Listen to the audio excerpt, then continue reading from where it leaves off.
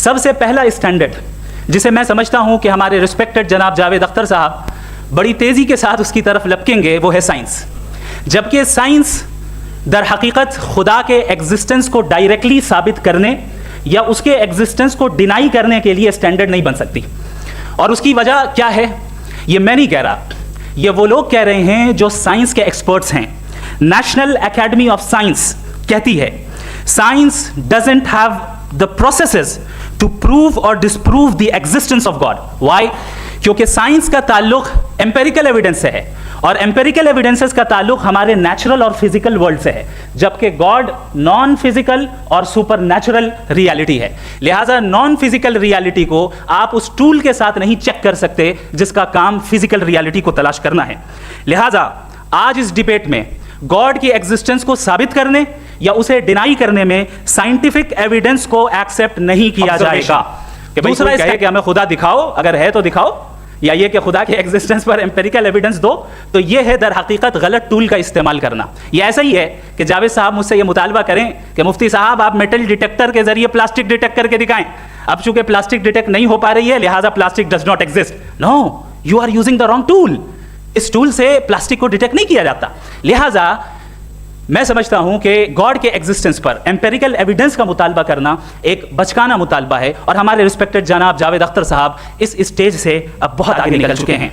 अब बचता है एक ही स्टैंडर्ड, और वो स्टैंडर्ड है अक्ल, लॉजिक, रीजनिंग। और यही वो स्टैंडर्ड है जिसके तहत गॉड के एग्जिस्टेंस को साबित किया जाएगा या गॉड की एग्जिस्टेंस को डिनाई किया जाएगा।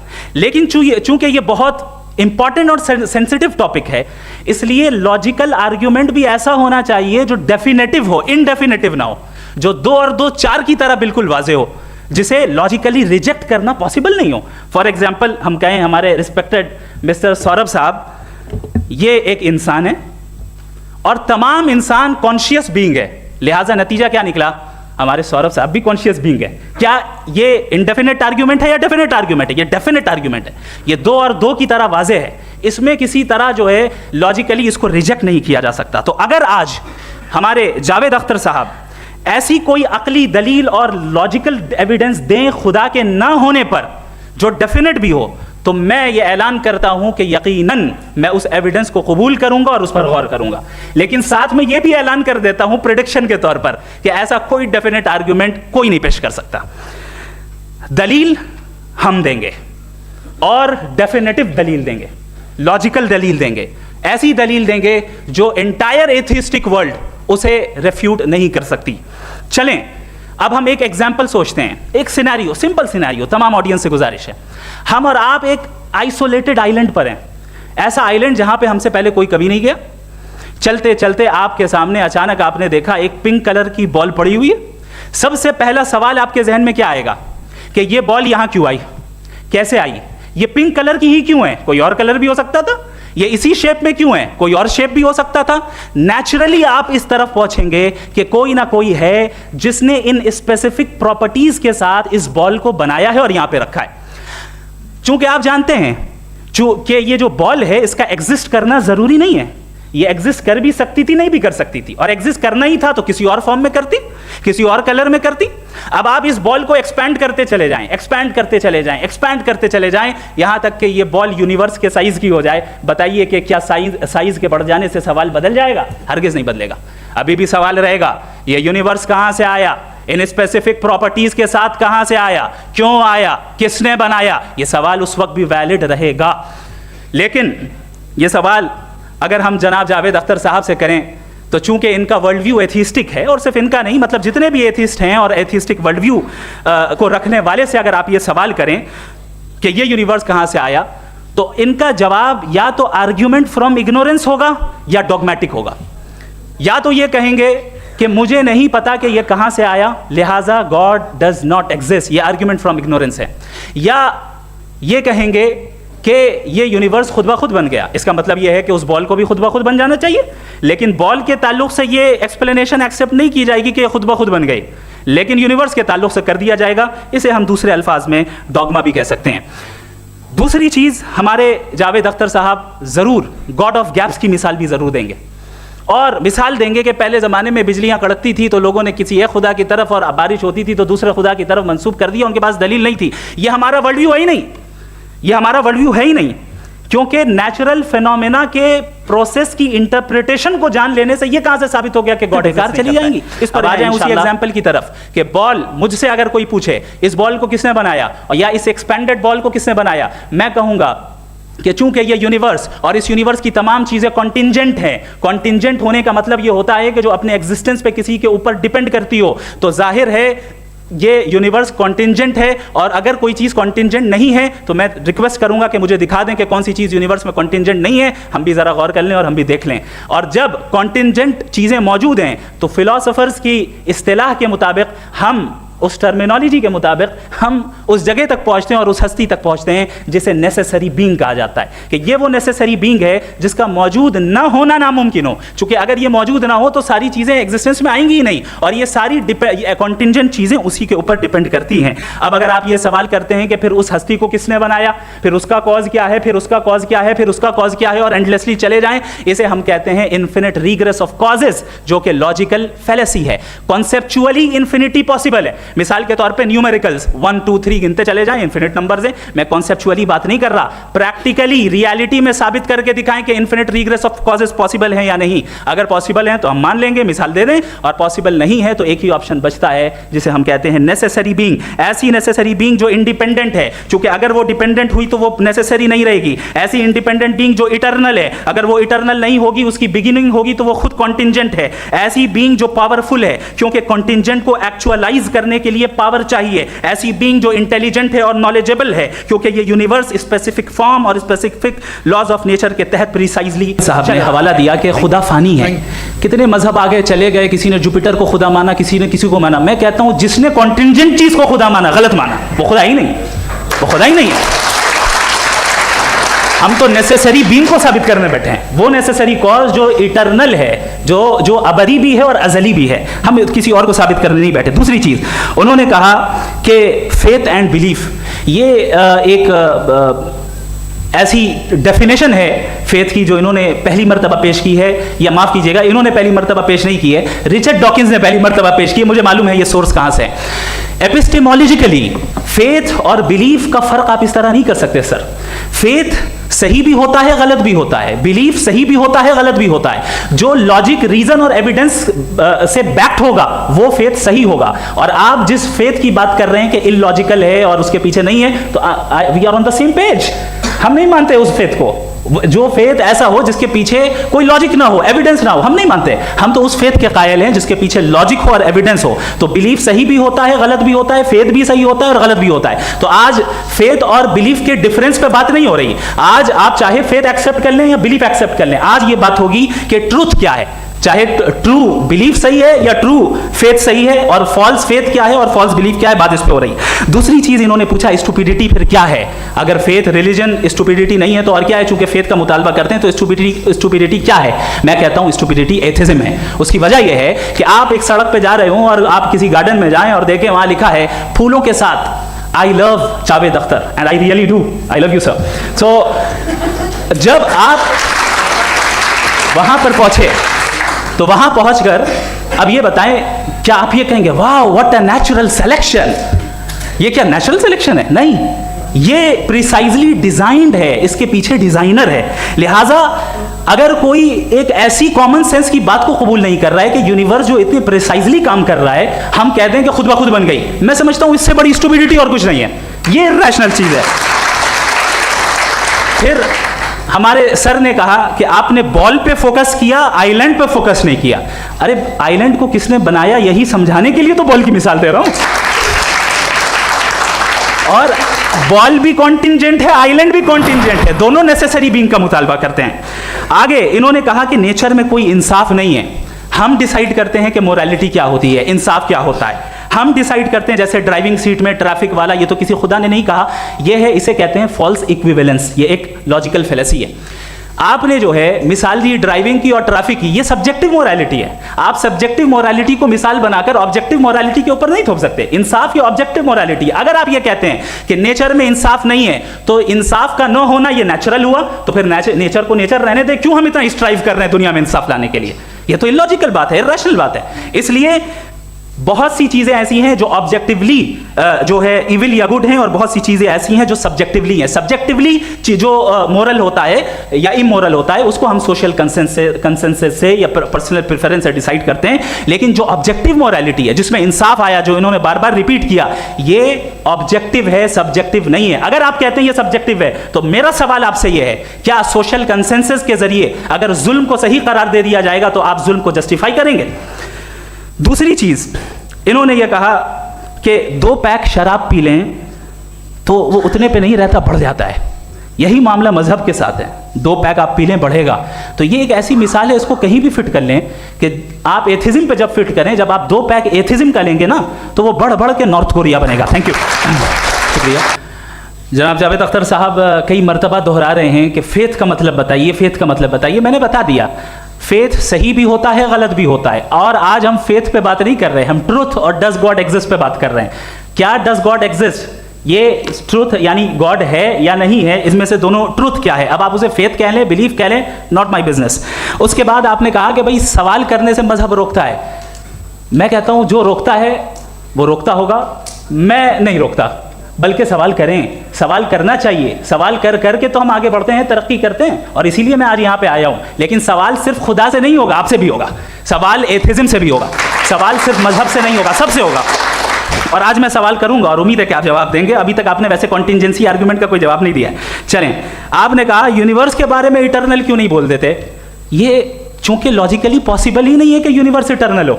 यूनिवर्स एक कॉन्टिंजेंट चीज है जो टाइम एंड स्पेस के पाबंद है, टाइम एंड स्पेस से बाउंड है। जो टाइम एंड स्पेस से बाउंड होगा वो कॉन्टिंजेंट होगा, जो कॉन्टिंजेंट होगा वो उसकी बिगिनिंग हुई होगी, जिसकी बिगिनिंग हुई होगी वो इटर्नल नहीं हो सकता। ये तो कॉमन सी बात है।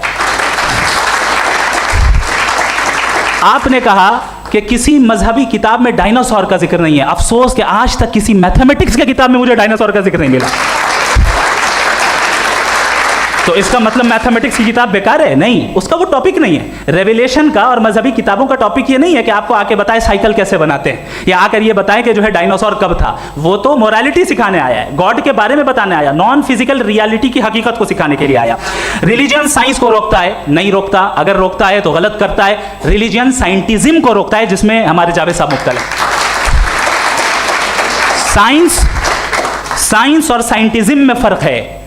साइंटिज्म यह है कि आप समझें कि साइंस और साइंटिफिक मेथोडोलॉजी ये नॉलेज को हासिल करने का वाहिद सोर्स ऑफ नॉलेज है। यह है साइंटिज्म। हम इसे रिजेक्ट करते हैं। हम साइंस को तो तरक्की करते हैं, भाई आप हमारी पूरी तारीख कर लें, पढ़ लें तो आपको पता चल जाएगा। बहरहाल ये अलग टॉपिक है। उसके बाद इन्होंने एक लफ्ज़ कहा, वेटिकन ने फतवा दिया। वेटिकन का फतवे से कोई ताल्लुक नहीं है, दोनों कॉन्ट्राडिक्टरी अल्फाज हैं। उसके बाद उन्होंने कहा कि भाई हमें नहीं मालूम। अगर नहीं मालूम तो क्लियरली कह देना कि नहीं मालूम है, इसमें क्या हरज है। तो वही तो मैं कह रहा हूं ना कि आप कह दें कि नहीं मालूम, लेकिन क्लेम क्यों कर रहे हैं कि गॉड एग्जिस्ट नहीं कर रहा है। आप कह दें नहीं मालूम है, हो सकता है हो सकता ना हो, लेकिन आप क्लेम कर रहे हैं। The moment you say God does not exist, this is a claim, and now the burden of proof is upon you to, जैसे हमारे ऊपर है। और क्यों है मैं बताता हूं, क्यों है ये भी मैं बताता हूं। फिलोसॉफिकली जो क्लेम होता है ना, सिर्फ ये नहीं होता कि इंसान कहे पॉजिटिव क्लेम करे और नेगेटिव क्लेम करे तो बर्डन ऑफ प्रूफ नहीं है।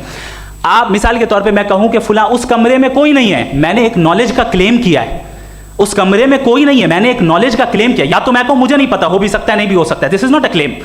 लेकिन जब मैं कह रहा हूं कि वहां कोई नहीं है या मैं कह रहा हूं वहां कोई है, दोनों क्लेम है और दोनों के ऊपर बर्डन ऑफ प्रूफ है। हमारे ऊपर भी बर्डन ऑफ प्रूफ है। मैंने कंटिजेंसी आर्ग्यूमेंट दिया, इसे तोड़कर दिखाइए। आखिरी चीज इन्होंने कहा कि खुदा दुनिया बनाने से पहले 150 साल पहले या करोड़ों साल पहले क्या कर रहा था। अरे हजरत, चलें बहरहाल मैं जवाब दे देता हूं। आप हमारे रिस्पेक्टेड पर्सनालिटी हैं, अगर आप नहीं होते तो मैं ऐसे एंटरटेन ही नहीं करता।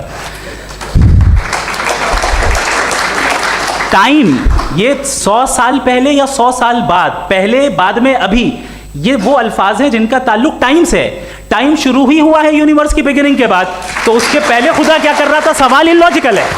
ये फेलेसी है। यानी आप ये कह रहे हैं कि यूनिवर्स के बनने से पहले खुदा क्या कर रहा था, टाइम के बनने से पहले का ताल्लुक टाइम से, टाइम उस वक्त था ही नहीं, तो ये सवाल ही इनवैलिड है खुदा के ताल्लुक से। दूसरी चीज, आर्ग्यूमेंट ऑफ कंटिंजेंसी जो मैंने आपके सामने पेश की है, आपने बार बार ये प्रूफ किया और ये कह रहे हैं कि गॉड ऑफ गैप्स। देखिए, पहले नहीं मालूम था, साइंस ने कर दिया। सिंपल की मिसाल से मैं समझा देता हूं। जिस गैप्स की आप बात कर रहे हैं ना, साइंस उन गैप्स को जिन चीज के जरिए भी प्रूव करेगा वो कॉन्टिंजेंट ही होगा, अब चाहे वो फोर्स हो, मैटर हो या एनर्जी हो। लिहाजा सवाल हमारा उस वक्त भी वैलिड होगा जब तक कि आप नेसेसरी बीइंग पे ना आ जाएं, और इन्फिनिट रिग्रेस पॉसिबल नहीं है of causes in practical world, तो जाहिर है कहीं रुकना पड़ेगा, जहां रुकेंगे वही खुदा है। दूसरी चीज, आपने ये कहा, क्या कह रहा था मैं, किस पॉइंट को? What? Oh no, after that, just now. हाँ, जहां रुकेंगे वही खुदा है। बहरहाल, तो टाइम का जिक्र हो गया, गॉड ऑफ गैप, सॉरी, या इसकी एक मिसाल आप ले लें। एक कार है, एक साहब ने देखा कि भाई कार जो है उसके व्हील्स कितने अच्छे लगे हुए हैं सही जगह पे, स्टीयरिंग जो है कितने अच्छे जगह पे लगी हुई, और सीट्स कितने वेल डिजाइंड है, कितनी प्रिसाइजली ये कार काम कर रही है, तो जरूर कोई ना कोई इसे क्रिएट किया है, किसी ने क्रिएट किया है। अब जावेद साहब आए और कहे, अरे जनाब बोनेट खोलिए, इसमें इंजन है, इंजन इस कार को चला रहा है, hence prove no one has created the car. This is illogical, this is irrational. आपने इंजन के जरिए उस गैप को तो साबित किया, लेकिन क्या उससे कार की जो क्रिएशन है और उसका जो क्रिएटर है ये इम्पॉसिबल हो जाए? ऐसा पॉसिबल है? उसका सवाल खत्म हो जाए, ऐसा पॉसिबल है? नहीं। आपने गैप्स को फिल करके, कॉन्टिंजेंट चीजों से गैप्स को फिल करके हमारे ऑब्जर्वेशन को और ब्रॉड कर दिया। अब हमें और पता चल गया कि ये जो कार है इसका सिस्टम कितना ज्यादा कॉम्प्लेक्स है। पहले कम समझते थे, अब कॉम्प्लेक्सिटी और ज्यादा वाज़ेह हो गई। अब हमें समझ में आ रहा है कि हमारी सर्टेनिटी और बढ़ गई कि जरूर इस कार को किसी ना किसी ने बनाया। यही मामला यूनिवर्स का है। साइंस हमेशा फिजिकल वर्ल्ड की चीजों को ही फिल करती जाएगी और फिजिकल चीजों से ही करती जाएगी, चूंकि एम्पेरिकल एविडेंस का ताल्लुक फिजिकल वर्ल्ड से है। आप साइंस के जरिए मेटाफिजिकल रियलिटी को कभी साबित नहीं कर सकते। ये रॉन्ग टूल का इस्तेमाल करना है। ये वही काम है कि आप मेटल डिटेक्टर से प्लास्टिक डिटेक्टर करने चलें, जो कि जाहिर है सही नहीं है। Thank you. असल में जो हकीकी प्रॉब्लम है, असल प्रॉब्लम है वो ये है कि जावेद साहब के पास कॉन्सेप्ट ऑफ गॉड क्लियर नहीं है। इन्होंने कहा कि कायनात से पहले खुदा तो था, तब भी तो टाइम होगा। ये टाइम कायनात का हिस्सा है। हम खुदा, उस खुदा को मानते हैं नेसेसरी बीइंग का टाइमलेस होना जरूरी है, चूंकि वो टाइम का क्रिएटर है। जब उसने टाइम को क्रिएट किया तो वो खुद टाइम पे कैसे होगा? उसने जब स्पेस को क्रिएट किया तो खुद स्पेस में कैसे होगा? अगर वो टाइम एंड स्पेस को पहले से ही उसका पाबंद है तो फिर किस चीज को उसने क्रिएट किया? लिहाजा ये सवाल गलत है कि खुदा था तो टाइम होगा। बिल्कुल नहीं। टाइम के पाबंद हम हैं, खुदा नहीं है। हम फिजिकल वर्ल्ड से ताल्लुक रखते हैं, वो मेटाफिजिकल रियलिटी है। दूसरी चीज इन्होंने मिसाल दी कि चाय की केतली हवा में घूम रही होगी, और पता नहीं शायद वो बर्टन रसल का उन्होंने हवाला दिया। बहरहाल यही प्रॉब्लम है। प्रॉब्लम यही है कि हम चीजों के दरमियान डिफ्रेंशिएट नहीं कर पाते हैं। ये जो आपने मिसाल दी ये इमेजिनेशन है, और मैं जो साबित कर रहा हूं वो लॉजिकल नेसेसिटी है। आप इमेजिन करने आए तो कुछ भी करें, जुपिटर में पिंक एलिफेंट होगा, यूनिकॉर्न होगा, करें। उससे कायनात पे क्या फर्क पड़ता है? उससे आप लॉजिकल नेसेसिटी साबित नहीं कर सकते। मैं तो उस प्राइम कॉज की बात कर रहा हूं, उस नेसेसरी बीइंग की बात कर रहा हूं जिसके बगैर इस कायनात का एग्जिस्टेंस मुमकिन नहीं है। दूसरी चीज, मजहब चीज, इन्होंने कहा वर्ल्ड का नक्शा लीजिए, वर्ल्ड मैप लीजिए, दो अलग अलग जगह की। हजरत, मैंने ये होमवर्क किया था और मैंने मिडिल ईस्ट का एक नक्शा लिया और यूरोप का एक नक्शा लिया। ये मजहबी इलाका और ये लिबरल और एथीस्ट इलाका। मुझे पता चला कि सबसे ज्यादा रेप केसेस जो हैं वहां पर है।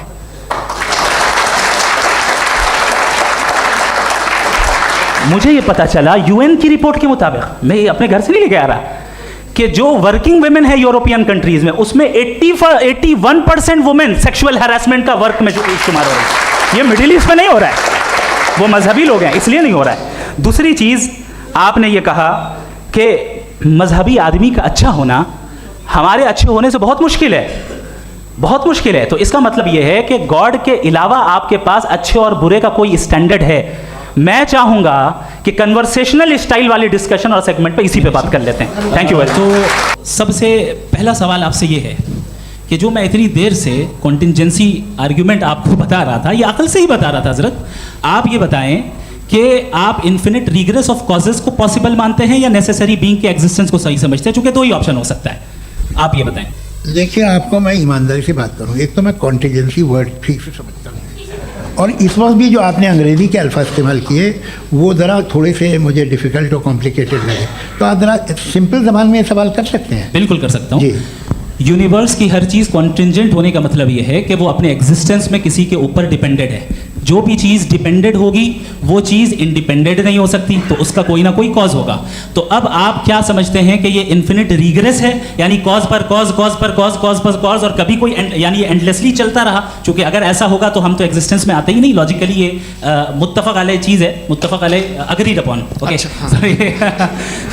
इस पे हमने एग्री किया था कि मुश्किल शब्द आएगा तो अर्थ बताना पड़ेगा। तो इन्फिनिट रिग्रेस तो पॉसिबल नहीं है, तो कहीं ना कहीं आपको रुकना पड़ेगा। ऐसे एग्जिस्ट राउंड 2।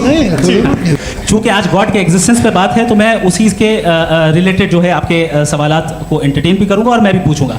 आपने कहा कि आपने साबित ही नहीं किया, जबकि आर्ग्यूमेंट ऑफ कॉन्टिंजेंसी बुनियादी आर्ग्यूमेंट है। आप मुझे कॉन्टीजेंसी का मतलब बताइए, आपका मतलब क्या कॉन्टीजेंसी? कॉन्टिंजेंसी का मतलब ये हुआ कि हर वो वजूद जो किसी भी चीज़ का पाबंद है, हर वो वजूद या हर वो चीज़ जो अपने एग्जिस्टेंस में किसी भी चीज़ के पाबंद है और उससे बाउंड है, उसको उसकी ज़रूरत है, उस पर डिपेंड करती है, तो जाहिर सी बात है कि उसका कोई ना कोई कॉज होता है। ये तो अक्ल की बात है, ये आप रीजनिंग की बात करते हैं, मैं वही कर रहा हूँ। दूसरी चीज़, आपने ये बात कही कि इतने बिलियन लाइट ईयर्स दूर है, उसका मेरा क्या लेना देना। फिर मेरे ख्याल से आपको ये नहीं कहना चाहिए I think therefore I am an atheist. आपको सोचना चाहिए, सिर्फ आप एक लिमिटेड दायरे में रहकर नहीं सोचें बल्कि बाहर निकलकर सोचें। आपने तीसरा सवाल किया, आपने 2-3 सवाल एक साथ। ऐसी बातें ना कीजिए, कुत्तों को इतराज़ हो जाएगा आप पे कि आप कुछ भी सोचें, ये इजाज़त आपको है नहीं मुझे है।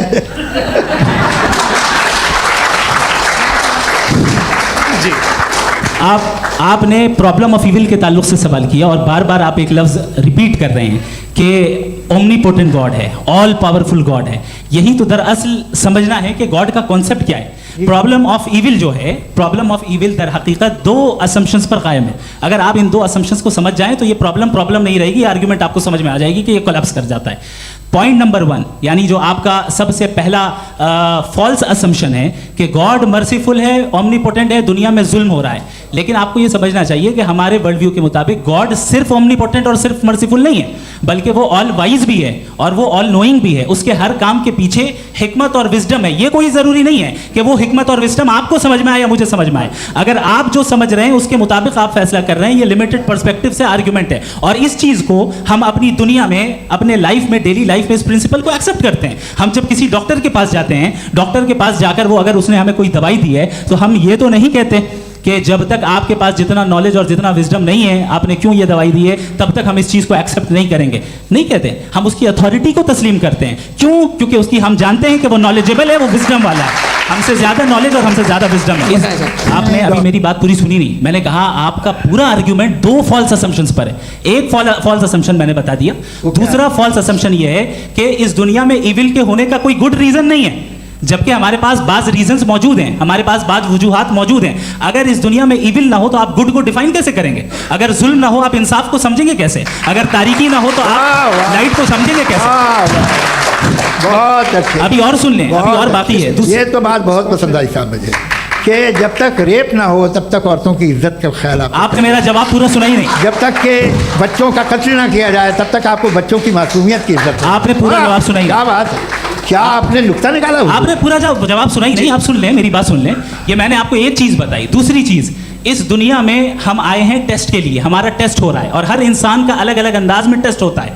और इस दुनिया में अगर इविल मौजूद है तो वो इविल जरिया है हमारे अंदर ह्यूमन नोबल क्वालिटीज़ को डेवलप करने का और अलग अलग फील्ड में प्रोग्रेस करने का। और अगर हमारे अंदर और इस दुनिया में इविल नहीं होता तो बताइए टेस्ट का मतलब क्या होता? अगर मैं अपने स्टूडेंट को MCQs दूं और उसमें सिर्फ राइट आंसर लिख कर दे दूं और कहूं तुम्हारा टेस्ट हो गया, ये मीनिंगलेस है। इस दुनिया में अगर हम टेस्ट के लिए आए हैं तो जाहिर है गुड एंड इविल दोनों मौजूद है। तो अगर गुड एंड इविल दोनों मौजूद है तो ये इविल भी खुदा का बनाया हुआ है। जी हाँ, खुदा का बनाया हुआ है। लेकिन अच्छा, चलो अच्छी बात। जी बिल्कुल, तो बिल्कुल खुदा ने बनाया। अभी तो ये है कि जो मेजॉरिटी है दुनिया में वो इविल है, तो ये खुदा एक्चुअली इविल के साइड पे लग रहा है मुझे। बिल्कुल भी नहीं, मैं बता मेजॉरिटी में तो वो है। क्या बात कर रहे हैं भाई आप? मैं बहुत- कोई भी जो मुंसिफ होगा, चाहे आपका अपना घर हो जिसके आप सबसे बड़े हैं, चाहे आपकी ऑर्गेनाइजेशन हो जो आप चलाते हैं, वहाँ पर आप इवन रखेंगे साबित करने को कि बाकी लोग शरीफ हैं। मेरी बात सुनिए। क्या ये आर्ग्यूमेंट ही गलत है? अगर- कि जब तक के कोई इवन नहीं होगा तब तक के शरीफ आदमी शरीफ नहीं लगेगा। अगर एग्जामिनर गलत ऑप्शन दे रहा है तो एग्जामिनर इविल नहीं हो गया, जो गलत ऑप्शन को सेलेक्ट कर रहा है वो फेल होगा। क्रिएटर ने इविल को बनाया है लेकिन वो इविल नहीं है। अच्छा। सुनिए मेरी बात, चलिए, लेट मी कंप्लीट सर। जी, जी। क्रिएटर ने इविल को बनाया है टेस्ट के लिए, वो इविल नहीं है। इविल वो होगा जो उसे इख्तियार करेगा। छुरी को बनाने वाला गलत नहीं होता है, छुरी का गलत इस्तेमाल करने वाला गलत होता है। रेप को कैसे गलत इस्तेमाल करते हैं? रेप इंसान के फ्री विल का नतीजा है। ये रेप कैसे गलत इस्तेमाल होता है? ये मुझे अब सुन लें, अब सुन लें। गलत इस्तेमाल होता है। हाँ मैं बता रहा हूँ रेप कैसे गलत ना, इस्तेमाल? मैं बता रहा जी। हूँ कि जो इविल इस दुनिया में मौजूद है उसके कई सारे तरीके हैं। एक तरीका इंसान का अपना फ्री विल है। अब अगर कोई रेपिस्ट रेप कर रहा है तो इसका गॉड का कसूर नहीं है, वो अपने फ्री विल का गलत इस्तेमाल कर रहा है, उसको सजा मिलनी चाहिए। अच्छा। और उसी के लिए जहन्नम बनाई गई है। ये फ्री विल का भी बड़ा चक्कर। आप जब कोई बुरा काम करते हैं, कोई बुराई होती है, तो ये कहा जाता है कि ये फ्री विल है। 7 billion free wills are moving on this planet. 7 billion free will. और एक आदमी अपनी फ्री विल से मुझे कत्ल कर दे तो मैं खुदा की मर्जी से मरा हूँ कि इसकी फ्री विल की वजह से? मेरी मौत खुदा के हाथ है या ये फ्री विल वाले के हाथ है? खुदा ने फ्री विल का निजाम बनाया है और उस निजाम का गलत इस्तेमाल करके कोई आपको ये मार गलत रहा है, इस्तेमाल करके मेरा कत्ल कर देता है। अब मेरी मौत का जिम्मेदार कौन है? वो इंसान जिम्मेदार है। वो इंसान। जी। तो ये कहना कि और उसको सजा मिलेगी। तो अब आप आगे चलिए कि ये तय करना कि अल्लाह ही या खुदा, सॉरी अल्लाह ने, खुदा ही जिंदगी देता है और खुदा ही मौत देता है, ये गलत है। बिल्कुल गलत नहीं है। हाँ, नहीं, निजाम उसी ने बनाया फ्री विल का। निजाम मौत और हयात को उसी ने बनाया। You are contradicting yourself. अभी आपने कहा कि एक आदमी ने फ्री विल से आपको मार दिया, इसमें उसे फ्री विल दी गई थी, उसने गलत इस्तेमाल किया।